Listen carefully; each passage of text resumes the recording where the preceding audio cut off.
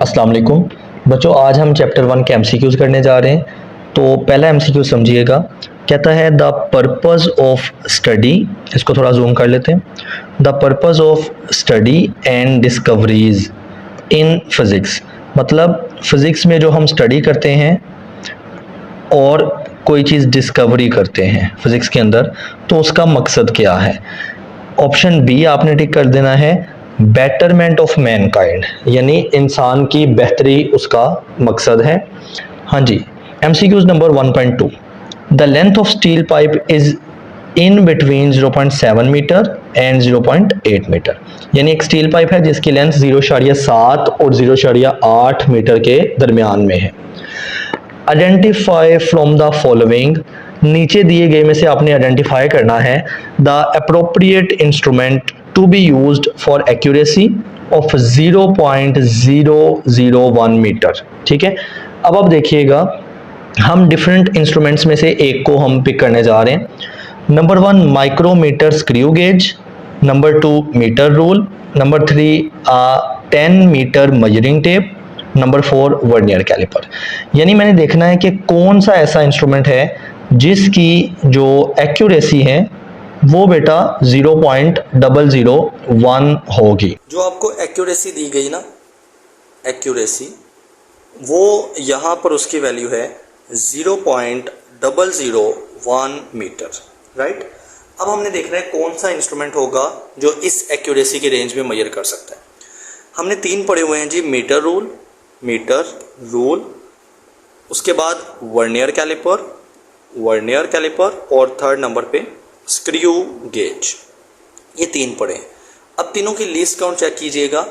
Metre rule की least count होती है LC is equal to 0.1 centimetre, vernier calliper की होती है 0.01 सेंटीमीटर और स्क्रू गेज की होती है 0.001 सेंटीमीटर। अब आप लोग क्या करें, आप सेंटी की जगह पे 100 से डिवाइड कर दें, क्योंकि सेंटी की जो ना वैल्यू होती है 1 सेंटी इज इक्वल टू 10 की पावर -2, तो इसलिए हम सेंटी को ख़त्म करने के लिए 100 पे डिवाइड कर देते हैं। सो 0.1/100, ठीक है, इधर 0.01/100 और नीचे 0.001/100। अच्छा बच्चों, सबसे पहले आपने क्या करना है, 0.1 को 100 पे डिवाइड करना है। सो 0.1 डिवाइडेड बाय 100, तो जवाब आएगा 0.001 आ जाएगा। अब देखें, सेंटी को ख़त्म करने के लिए मैंने क्या किया, 100 पे डिवाइड किया, तो अब मैं सेंटी नहीं लिखूंगा, मैं क्या लिखूंगा, मीटर। तो बच्चों आपको यहीं से आंसर मिल गया। आपको एक्यूरेसी चाहिए थी 0.001 मीटर, तो मैंने पहला इंस्ट्रूमेंट मीटर रूल अप्लाई किया, वहीं पर 0.001 मीटर लीस्ट काउंट आ गई, यानी उसकी इतनी ही एक्यूरेसी होनी है। तो बी ऑप्शन मीटर रूल टिक करें। उसके बाद जो सी ऑप्शन थर्ड एमसीक्यूज है ना बच्चों, वो आप फिलहाल स्किप कर दें। क्यों स्किप करना है, क्योंकि इसके साथ ये वाली डायग्राम आ रही है और आज तक डायग्राम वाले एमसीक्यूज आए नहीं है, ठीक है। सो आप इस पर टाइम वेस्ट मत कीजिएगा। सिमिलरली आपने जो एमसीक्यूज नंबर 4 है उसको भी स्किप कर देना है, क्योंकि इसके साथ भी आपको ये वाली डायग्राम मिलेगी, इसके बगैर ये सॉल्व नहीं होगा। अब आप एमसीक्यूज नंबर 1.5 देखें। कहता है कि number of significant figures of a measurement are defined as. तो सिग्निफिकेंट फिगर की क्या डेफिनेशन है, यहाँ पर ऑप्शन के नंबरिंग गलत है, आई होप कि आपकी बुक पे ठीक होगी। देखें, number 1, they reflect the accuracy of the observation in the measurement.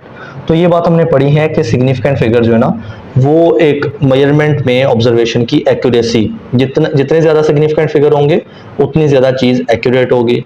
Number 2, they are the figures which are reasonably reliable, यानी ये ऐसे फिगर्स हैं जिस पे आप रिलाय कर सकते हो। Number 3, they are accurately known digit and first doubtful digit.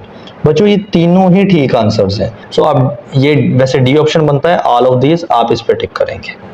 अच्छा, नेक्स्ट देखिए 1.6 MCQs. The number of significant figures in measurement, अब आपके पास ये वाली मेजरमेंट है 2500.0, ठीक है। इसमें कितने सिग्निफिकेंट फिगर है बच्चों, अगर आपको सारे रूल याद है ना, तो इसमें सारे ही सिग्निफिकेंट हैं। देखें 2 और 5 तो नॉन जीरो हैं, वो लाजमी सिग्निफिकेंट होने हैं।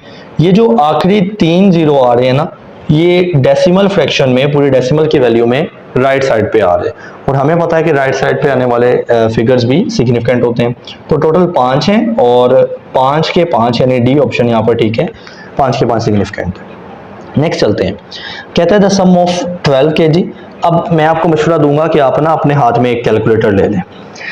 द सम ऑफ 12 kg, तो हम पहले कैलकुलेटर पे 12 पुट करते हैं, ठीक है, प्लस 2.02 kg प्लस 5.1 kg। अब ये तीन जो है ना वो आपस में मेजरमेंट्स जमा हो रही हैं। अब आपने इनको पहले प्लस कर देना है, ठीक है। अब जो आंसर आएगा, अब आंसर निकलता है आपके पास 19.12। मैं इसके साथ लिख देता हूँ 1919, यहाँ से लिखा भी नहीं जाएगा, 19.12। बच्चों ये कैलकुलेटर आंसर दे रहा है। अब उसने बोला है अप टू एप्रोप्रिएट प्रिसीजन, यानी आपने एप्रोप्रिएट सिग्निफिकेंट फिगर तक आंसर लिखना है। तो अगर आपको रूल याद है ना, ये तीन चीजें प्लस हो रही हैं, तो सिग्निफिकेंट फिगर के प्लस और माइनस के एक रूल थे कि आपने चीज को देखना होता है कि उस चीज में पॉइंट के बाद किस में कम से कम सिग्निफिकेंट फिगर्स हैं। तो आप पहली वैल्यू देखें 12 kg, तो यहाँ पर पॉइंट के बाद कोई सिग्निफिकेंट फिगर नहीं है, यानी हम कह सकते हैं पॉइंट के बाद 0 सिग्निफिकेंट फिगर है।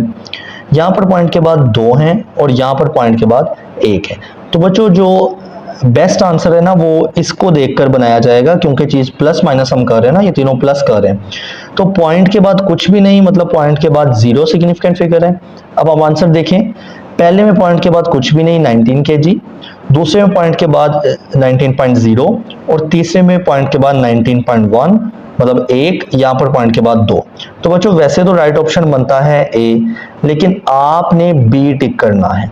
ऐसा क्यों? देखें 19 और 19.0 में अगर बात की जाए ना, तो इन तीनों में फर्क कोई नहीं है, 19 और 19.0 सेम है। लेकिन अगर तीनों में हम ज्यादा प्रिसाइज देखें तो बच्चों वो 19.0 है, मतलब हमने वो वाली क्वांटिटी पिक करनी है जिसमें ज्यादा प्रिसीजन होगी। हालांकि दोनों में 19 और 19.0 में कोई फर्क नहीं है।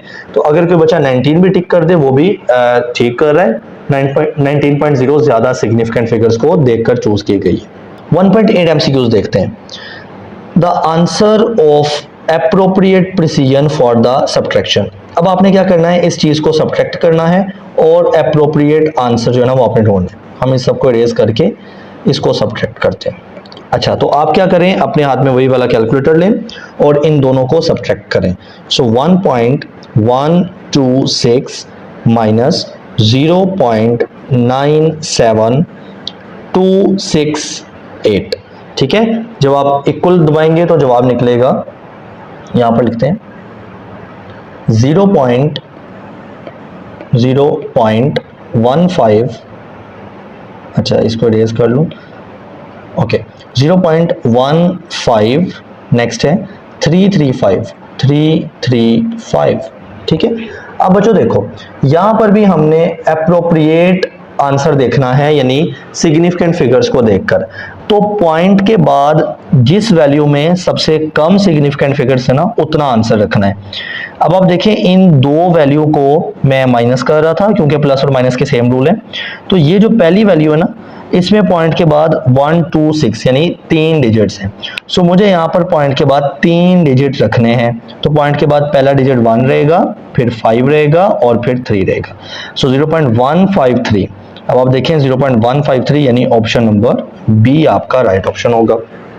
नेक्स्ट चलते हैं, the answer of the product. अब आपने दो चीजों को प्रोडक्ट करना है और उसका आंसर क्या होगा। तो आप कैलकुलेटर पे पहले इसका प्रोडक्ट लेंगे, 2.8723, ठीक है, और इसको मल्टीप्लाई करेंगे 1.6 के साथ।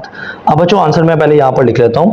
हमारे पास कैलकुलेटर पे आंसर आ रहा है 4.59 एंड 568, ठीक है, ये कैलकुलेटर आंसर दे रहा है। अब ये दोनों चीजें मल्टीप्लाई हो रही थी। मल्टीप्लाई में हम ये नहीं देखते कि पॉइंट के बाद ना सबसे कम कितने डिजिट्स हैं, बल्कि हम ओवरऑल देखते हैं किस वैल्यू में टोटल नंबर ऑफ सिग्निफिकेंट किस में कम है। तो पहली वैल्यू में ज्यादा है, दूसरी वैल्यू में 1 और 6, 1.6 वैल्यू है ना, तो 1 और 6 दो सिग्निफिकेंट फिगर है, तो आपने टोटल ओवरऑल 2 रखने हैं, ठीक है, 4 और 5। लेकिन बात यह है कि जो पिछले को आप ड्रॉप कर रहे हो ना वो 9 है, 5 से बड़ा है, तो उस वजह से आप 9 होने की वजह से पिछले यानी 5 में एक जमा करके इसको 6 बना देंगे और फिर बेशक इन सबको ड्रॉप कर दें। तो 4.6 आपका जो है ना वो राइट ऑप्शन होना है। अब आप देखें डी ऑप्शन विच इज 4.6, मैं इसको रेज कर लूँ ताकि क्लियर हो जाए। हाँ जी, तो 4.6 आपका राइट ऑप्शन हो जाएगा। नेक्स्ट है the answer to the mathematical division. अब आप इन दो चीजों को डिवाइड करें, 45.2 डिवाइडेड बाय 6.0। तो लेट्स डिवाइड सबसे पहले 45.2 डिवाइडेड बाय 6.0। अच्छा, डिवीजन के बाद आंसर आता है 7.53333 सो ऑन। तो मैं इसको लिख लेता हूं 7.5 एंड 33 चलता जाएगा सो ऑन, इतना ही आ रहा है। अब देखिए मल्टीप्लाई और डिवीजन के सेम रूल हैं, आपने उस वैल्यू को देखकर अपने आंसर में उतने सिग्निफिकेंट रखने हैं जितने के ओवरऑल कम से कम थे, ठीक है। तो यहां पर देखें इसमें 4, 5 और 2 3 सिग्निफिकेंट है, यहां पर 6 और 0 2 सिग्निफिकेंट है, तो मुझे अपने आंसर में 2 रखने हैं, यानी 7.5 मेरा राइट ऑप्शन बन जाएगा, ठीक है। अब आप ऑप्शन नंबर 1 देख लें, यहां पर 7.5 आपका राइट ऑप्शन होगा, ठीक है। 1.11 पे चलते हैं, the answer to the following mathematical operation. अब आप देखें आपके पास एक वैल्यू ये है, एक ये है, आप दोनों आपस में मल्टीप्लाई हो रही हैं, और थर्ड वैल्यू ये है, ठीक है, और ये क्या हो रही है, डिवाइड हो रही है। अब आपने तीनों को पहले डिवाइड करना है और फिर आंसर में एप्रोप्रिएट सिग्निफिकेंट फिगर रखने हैं। तो पहली वैल्यू है जी 24.4 मल्टीप्लाई 100 इक्वल दबा के डिवाइड करें 5.0। तो बच्चे आपके पास आंसर निकलता है 488, ठीक है, 488 यहां पर लिख लेते हैं, ये चलता भी नहीं सही से। अच्छा 488 है। अब आप ऑप्शन देखें, आपके पास कोई ऑप्शन 488 नहीं है, ये 4880 है, ये 4900 है, ये 4.88 मल्टीप्लाई 10 की पावर 3 है, और ये 4.9 मल्टीप्लाई 10 की पावर 2 है। अच्छा, तो इसके लिए हमने क्या करना है, देखें 488 को ना साइंटिफिक नोटेशन में लेके जाओ। तो पॉइंट इस वक्त ना यहाँ पर है, यहाँ पर आपने इसको साइंटिफिक नोटेशन में लेके जाना है, तो पॉइंट ने चले जाना है 4 के पीछे, ठीक है, 4 के पीछे यहां पर। तो हम क्या करेंगे 4.88 लिख लेंगे और मल्टीप्लाई हो जाएगा 10 की पावर 2, क्योंकि पॉइंट 2 हिस्से मूव किया है, एक इस 8 के पीछे और एक इस 8 के बाद, यानी 4 से पहले, ठीक है। तो अब 2 स्टेप लेफ्ट की तरफ चला है, तो मैंने 10 की पावर +2 में ली हुई है, ठीक है। अब आप देखें 4.88, जो पिछला लास्ट वाला 8 है ना, अगर मैं इसको ड्रॉप करूंगा तो मैं इस अगले 8 में +1 ऐड कर दूंगा, तो क्या बन जाएगा 4.9 मल्टीप्लाई 10 की पावर ये वाला 2, ठीक है। सो आप ऑप्शन नंबर डी देख लें, 4.9 मल्टीप्लाई 10 की पावर 2 आपका राइट ऑप्शन है। नेक्स्ट देखें जी, the ratio of dimensions of force and energy. Force और एनर्जी की डायमेंशन की रेशियो क्या होती है, मैं आपको वहां पर समझाता हूं। देखिएगा, आपने रेशियो निकालनी है किसकी, फोर्स और एनर्जी की, ठीक है। इनकी डायमेंशंस आपने निकालनी है। तो डायमेंशन दोनों तरीके से निकल सकती हैं, फार्मूले से मैंने समझाया और हम यूनिट से भी निकाल सकते हैं, ठीक है। अब आप देखें, पहले फॉर्मूले से निकालने की कोशिश करते हैं। बच्चों ऊपर है फोर्स, नीचे क्या होगा, एनर्जी। एनर्जी और वर्क एक ही बात है। एनर्जी हम कहते हैं ना the ability to do work, तो वर्क और एनर्जी एक ही चीज़ है। ऊपर फोर्स है, नीचे आपने वर्क का फॉर्मूला पढ़ा है W = F × S, ये है वर्क का फॉर्मूला। अब आप देखें फोर्स और फोर्स से कट जाएगा, तो ऊपर 1 बच जाएगा और नीचे s यानी डिस्टेंस बच जाएगा। बच्चों s इज अ डिस्टेंस और लेंथ की डायमेंशन रखेगी यहाँ पर, तो यहाँ पर हम कहेंगे यहाँ पर लेंथ की डायमेंशन यानी l है। तो l जब ऊपर जाएगा वो हो जाएगा -1, सो ये हो जाएगा l -1 और यहाँ पर हमारे पास फोर्स रेशो एनर्जी की डायमेंशन निकल आई है। ओके बच्चों, तो यहाँ पर जो आपका राइट ऑप्शन बनेगा वो डी ऑप्शन होगा, विच इज़ द l-1। अच्छा, ये जो 13 वाला है ना, ये मैं आपको अभी करवाता हूँ, ये थोड़ा लेंथी है, ज़्यादा समझेंगे। 14 वाला हमने नहीं करना, अगेन बच्चों वही रीज़न, डायग्राम वाला है, ठीक है। 15 वाला देखें, द लीस्ट काउंट, इसको थोड़ा जूम करते हैं, the least count of an instrument determines. Least count क्या होता है?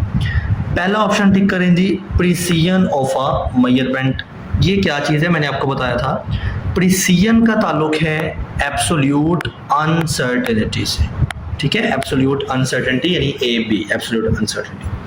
तो मैंने कहा था कि एक इंस्ट्रूमेंट उतना ज़्यादा प्रिसाइज होगा जितनी उसकी एब्सोल्यूट अनसर्टेनिटी कम होगी, और एब्सोल्यूट अनसर्टेनिटी का मतलब है लीस्ट काउंट यानी LC, लीस्ट काउंट, ठीक है। तो लीस्ट काउंट उसने पूछा है क्या चीज़ डिटरमाइन करती है, यानी इंस्ट्रूमेंट की प्रिसीजन।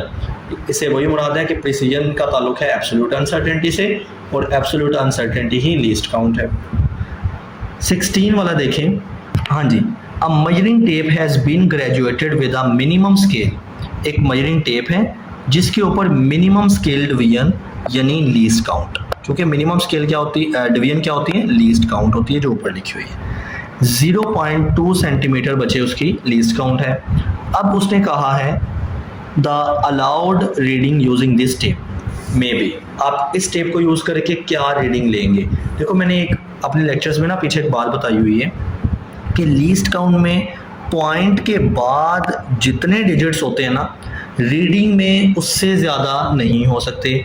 जैसे यहाँ पर 0.2 है तो पॉइंट के बाद बचे सिर्फ 1 है। तो अब ऑप्शन नंबर सी देखें, यहाँ पर पॉइंट के बाद 2 हैं, ये तो आंसर वैसे ही गलत है, ये तो मुमकिन ही नहीं ना। अब आप देखें, बड़ी कन्फ्यूजन होगी कि ऑप्शन नंबर A, B और D तीनों में पॉइंट के बाद 1 है। यहाँ पर पॉइंट के बाद 5 है, यहाँ पर पॉइंट के बाद 6 है और यहाँ पर पॉइंट के बाद 7 है। अब क्या करना है आपने, वो तो 3 थोड़ी टिक करने। अब आपने देखना है कि आपके पास लीस्ट काउंट है 0.2। 0.2 के अगर आप मल्टीपल करते जाएं तो क्या 5 आएगा पॉइंट के बाद, यानी 0.5 आ सकता है? नो। 0.2 को मल्टीपल करके 0.4 आ सकता है, 0.6 आ सकता है और 8 आ सकता है। तो ये जो 0.6 आ सकता है ना, ये राइट ऑप्शन है। अब आखिरी देख लें, वो है पॉइंट के बाद 7। अब 0.2 का जितना मर्जी मल्टीपल कर लें, आप पॉइंट के बाद 7 नहीं ला सकते। हाँ, आप पॉइंट के बाद 6 ला सकते हैं। सो ऑप्शन नंबर बी इसका इस वजह से राइट ऑप्शन, ठीक है। ये MCQs हो गए, बस एक रह गया, उसको भी अभी कर लेते हैं। हाँ जी, 13वां MCQs है। उसने बोला आइडेंटिफाई, यानी आपने पहचान करनी है विच पेयर, पेयर यानी 2। तो आपको हर MCQs में ना 2 चीज़ें गिवन हैं, तो इनमें से कौन सा pair does not have identical dimensions. Identical यानी सेम और डायमेंशंस, किस पेयर की सेम डायमेंशन नहीं है, यानी 3 आंसर्स ऐसे होंगे जिनमें जो पेयर है उनकी डायमेंशन यानी उनका यूनिट सेम होना है, एक ऐसा होना है जिनकी यूनिट और डायमेंशन सेम नहीं होनी, वो आपने बताना, ठीक है। इसको भी हम हल करते हैं। अगर आप ऑप्शन नंबर 1 देखें यानी ए ऑप्शन देखें, तो बच्चे वहाँ पर है वर्क और टॉर्क, वर्क एंड टॉर्क। तो मैंने कहा था दोनों के फार्मूले या यूनिट दोनों से डायमेंशन हम निकाल सकते हैं। तो पहले हमने बताना है इसको सॉल्व करके क्या ये सेम डायमेंशन रखता है या नहीं रखता, ठीक है। तो वर्क का जो फार्मूला होता है ना, वो W = Fs होता है, ठीक है। अब फोर्स यहाँ पर है और S क्या है, डिस्टेंस है यानी लेंथ है। टॉर्क का फॉर्मूला देख लें तो टॉर्क = R × F, या आपने ये भी पढ़ा है टॉर्क = F × L। फिलहाल दोनों याद रख लें, बाद में देखेंगे कि कौन सा सही है कौन सा गलत है। अगर आप देखें, चलो इसको देख लेते हैं, F और L, यहाँ पर क्या है F और S।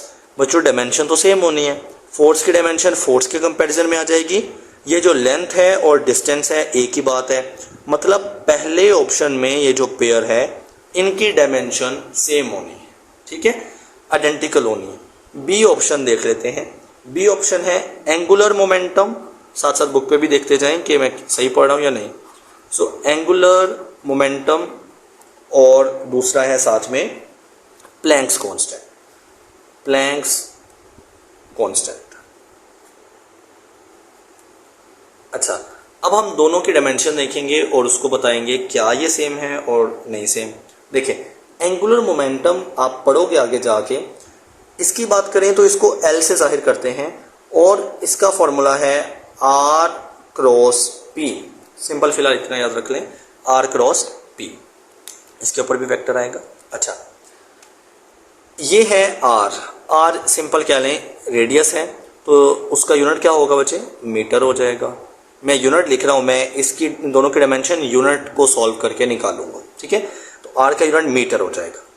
P मोमेंटम है और मुझे पता है मोमेंटम P बराबर होता है मैस इनटू वेलोसिटी से, मतलब ये इसका फॉर्मूला है। अब मैस का यूनिट होगा, ये मीटर है, लेंथ का यूनिट, रेडियस का यूनिट, और मैस का यूनिट होता है kg और वेलोसिटी v का यूनिट होता है ms माइनस 1। अब आप देखें, इसको सॉल्व करें, ये आ गया बच्चे kg, ये मीटर और मीटर क्या बन गया, मीटर का स्क्वायर बन गया और s की पावर -1 बन गया। ये आ गया एंगुलर मोमेंटम का यूनिट। अब हम प्लैंक्स कांस्टेंट का निकाल के ये वेरीफाई करेंगे क्या दोनों सेम है या नहीं है। बच्चों, प्लैंक्स कांस्टेंट की वैल्यू छोड़ो, इसका यूनिट होता है joule second, J for joule, S for second, ठीक है। वैल्यू की अभी जरूरत नहीं है, हमने सिर्फ डायमेंशन चेक करनी है। जो जॉउल है बच्चे, वो किसका यूनिट है, वर्क का, एनर्जी का, और वर्क फोर्स और एस से आता है। और फोर्स यानी मैं लिख सकता हूं यहां पर फोर्स का यूनिट, देखो ना, जॉउल किसके बराबर है, फोर्स और एस से निकलता है। फोर्स का यूनिट न्यूटन होता है, एस डिस्टेंस और मीटर होता है। ये आपने पढ़ा हुआ है कि जॉउल वैसे बराबर होता है न्यूटन मीटर के। तो मैं यहां पर लिख लेता हूं, जॉउल बराबर है न्यूटन मीटर के और उसके साथ सेकेंड मल्टीप्लाई हो रहा है वो ऐसे। क्या दोनों सेम आई, अभी नहीं पता चलेगा। अब बच्चे न्यूटन की वैल्यू पुट करें, 1 न्यूटन बराबर होता है kg ms माइनस 2k, ये न्यूटन की आ गई, साथ में मीटर है वो आ जाएगा और साथ में सेकंड है वो भी आ जाएगा, ठीक है। अब आप देख लें, ये kg है, ऐसा लिख लिया, मीटर और मीटर का स्क्वायर हो जाएगा, सेकंड की पावर -2 है और यहाँ पर सेकंड की पावर 1 है, सो सेकंड -2 सेकंड 1, ये बन जाएगा सेकंड -1। अब आप मैच करें, kg के साथ kg इक्वल आ गया, मीटर स्क्वायर पर सेकंड। बच्चों, ये भी वाला पेयर ऐसा है जिसके दोनों वैल्यूज के यूनिट आइडेंटिकल हैं, तो हमने बताना है किसके नहीं है, लिहाजा हम सी ऑप्शन पे चलते हैं। सी ऑप्शन में कहता है moment of inertia end moment of force, moment of inertia और मोमेंट ऑफ फोर्स, मैंने अलग अलग कर लिया दोनों को। सो मोमेंट ऑफ फोर्स, अच्छा यूनिट निकालते हैं जी, हम कलर चेंज कर लेते हैं कंफ्यूजन से बचने के लिए। बच्चों, मोमेंट ऑफ इनर्शिया को आप लोग ना आई से जाहिर करते हैं, इसको भी आप अगले चैप्टर में पढ़ेंगे जाके, अभी फिलहाल बेसिक बता रहा हूँ। मोमेंट ऑफ इनर्शिया आई का फॉर्मूला होता है मैस इनटू रेडियस का स्क्वायर, mr का स्क्वायर। अब आप यूनिट निकाल लें इसका, मैस का यूनिट क्या होना है जी, kg होना है, और r चूंकि मीटर है तो मीटर का स्क्वायर, यानी मोमेंट ऑफ इनर्शिया का यूनिट आता है kg मीटर का स्क्वायर। मोमेंट ऑफ फोर्स बच्चों टॉर्क का ही दूसरा नाम है, टॉर्क का दूसरा नाम क्या है, मोमेंट ऑफ फोर्स। और टॉर्क आप पढ़ के आए हो, टॉर्क का फॉर्मूला होता है r मल्टीप्लाई एफ या f मल्टीप्लाई एल। फोर्स का यूनिट न्यूटन होना है, l लेंथ है तो उसका यूनिट होना है मीटर। अब बच्चे ये होना है, टॉर्क का यूनिट होना है न्यूटन मीटर। अच्छा, मजीद सॉल्व करते हैं। न्यूटन बराबर होता है kg ms minus 2, kg ms minus 2 और साथ में मीटर का स्क्वायर, तो बच्चों ये मीटर का स्क्वायर आ गया।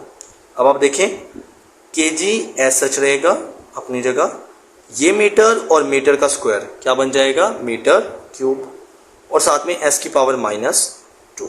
अब आप देखें, moment of inertia kg metre का स्क्वायर निकल आया, मोमेंट ऑफ फोर्स जो कि टॉर्क का ही दूसरा नाम है वो kg मीटर क्यूब सेकंड -2। क्या ये दोनों सेम है? नहीं।